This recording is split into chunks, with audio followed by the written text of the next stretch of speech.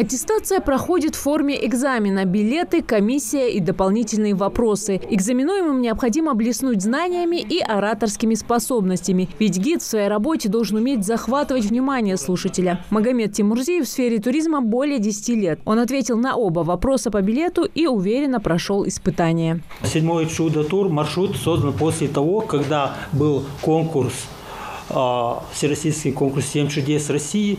И вот наш памятник замок-крепость Волнышки стал финалистом конкурса этого.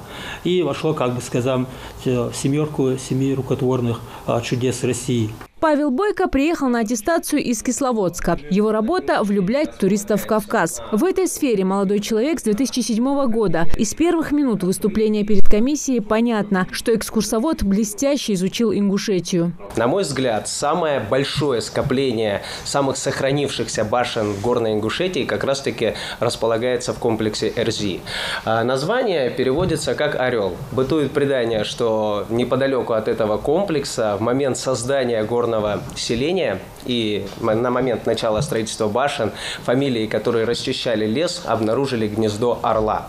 Ну и с той поры укрепилось название «Орел». После уверенных ответов все члены комиссии единогласно голосуют «за», а значит, Бойко успешно проходит испытание. И в последние 3-5 лет Ингушетия стала набирать высокую популярность, и путешественники часто спрашивают о горной Ингушетии особенно. И в рамках этих путешествий 2-3-дневные туры мы составляем, поднимаемся на Столовую гору, перемещаемся через Цейламский перевал, смотрим древние святилища Ингушетии и, естественно, родовые башенные комплексы, потому что Ингушетия – это страна башен, и именно башнями она выделяется на фоне остальных республик Северного Кавказа.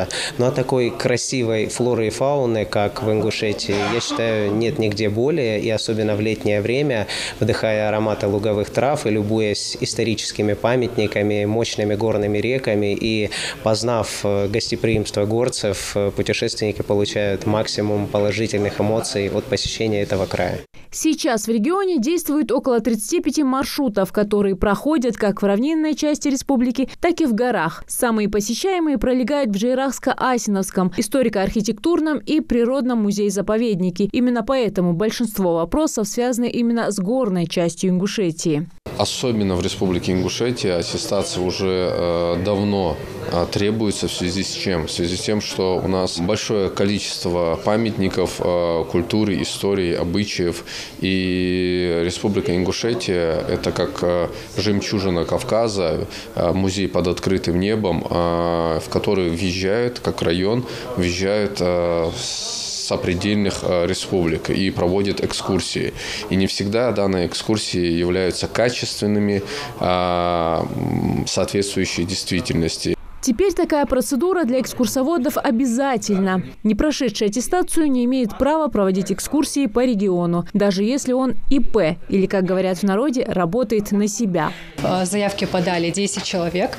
Вообще экзамен будет проходить в один этап в устной форме, то есть это будет практическое задание. Те, кто хочет пройти аттестацию, может написать на почту Комитета по туризму, либо позвонить по телефону. Эти данные указаны на сайте. Этот год для Ингушетии стал успешным в плане развития туризма. За 12 месяцев наш край посетили более 120 тысяч путешественников, то на 20% больше, чем за 2021. А значит, у гидов немало работы. Но теперь акцент делается на качестве предоставляемых услуг. Ведь гид должен знать не только туристические маршруты, но и владеть историческими данными, знать все об архитектуре, людях и достопримечательностях региона. Зарима Ивлоева, Асхаб Белакиев, Новости 24.